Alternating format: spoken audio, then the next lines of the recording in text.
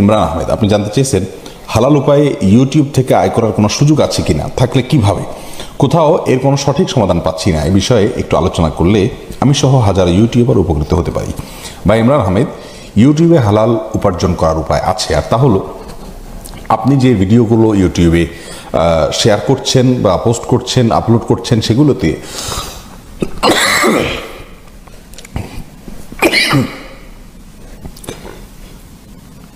সেই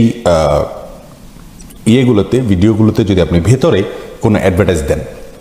কোনো কোম্পানির অ্যাডভার্টাইজ দিলেন অথবা আপনি কোনো পণ্যের অ্যাডভার্টাইজ দিলেন, সেটি আপনার নিয়ন্ত্রণে যদি থাকে, অ্যাডভার্টাইজটা আপনি নির্মাণ করলেন অথবা যারা নির্মাণ করেছে সেটা যদি আপনি দেখে সেখানে কোনো হারাম পণ্যের অ্যাডভার্টাইজ দেওয়া না হয়, সেখানে হারাম কোনো কিছু প্রদর্শিত না হয়, তাহলে সেটি জায়েজ আছে ইনশাআল্লাহ বিদিনা। আর এছাড়া ইউটিউব কর্তৃপক্ষ যে অ্যাডগুলো দিয়ে থাকে,